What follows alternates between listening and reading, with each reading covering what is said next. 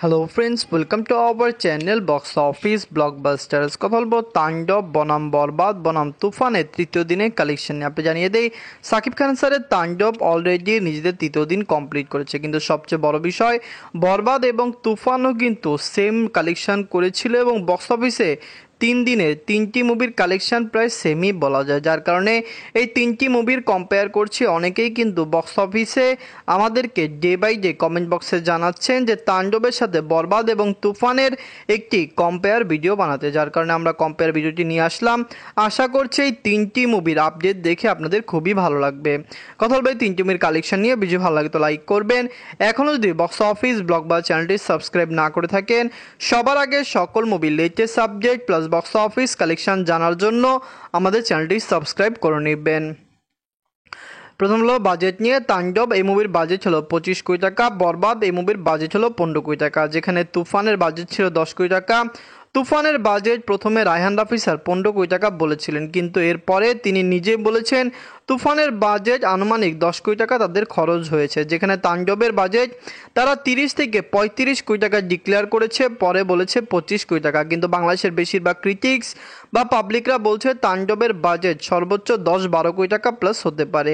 যাই হোক, বর্তমানে যেহেতু তারা অফিসিয়ালি 25 কোটি টাকা বাজেট বলেছে, আমরা 25 কোটি বাজেট নিয়ে এগোচ্ছি। সামনে তারা কি বলেন এটি দেখার বিষয়।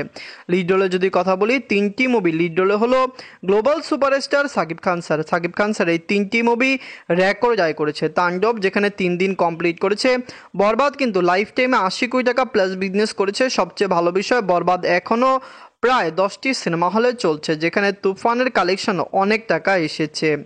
যদি তৃতীয় দিনে কথা বলি, বরবাদ নিজেদের তৃতীয় দিনে ভালো কালেকশন করছে, তাণ্ডবও করেছে এবং তুফানও করেছে। আশা করছি এই 3টি মুভি বক্স অফিসে ডে বাই ডে দারুণ কালেকশন করতে পারবে। নিজের তৃতীয় দিনে তাণ্ডব ওয়ার্ল্ড মার্কেট থেকে আয় করেছে 4,96,00,000 টাকা।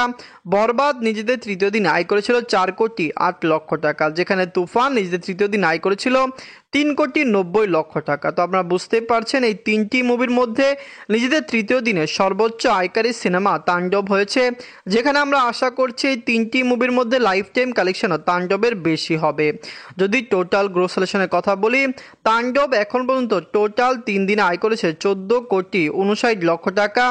বরবাদ আয় করেছিল 12,50,00,000 টাকা, যেখানে তুফান আয় করেছিল 11,05,00,000 টাকা। তো আপনারা বুঝতেই পারছেন তুফান এবং বরবাদ থেকে অনেক এগিয়ে তাণ্ডব। এর প্রধান কারণ তাণ্ডব কিন্তু তুফান এবং বরবাদ থেকে অনেক ভালো হয়েছে। বাংলাদেশের দর্শক বলছে এই মুভিটি পুরোপুরি একটি মাস মাসালা ফিল্ম হয়ে যাচ্ছে। কারণ আমরা জানি যে বরবাদের অ্যাকশন ভালো ছিল, তুফানের অ্যাকশন ভালো ছিল, কিন্তু স্টোরির মধ্যে তাণ্ডবের স্টোরি খুবই ভালো লেগেছে দর্শকদের।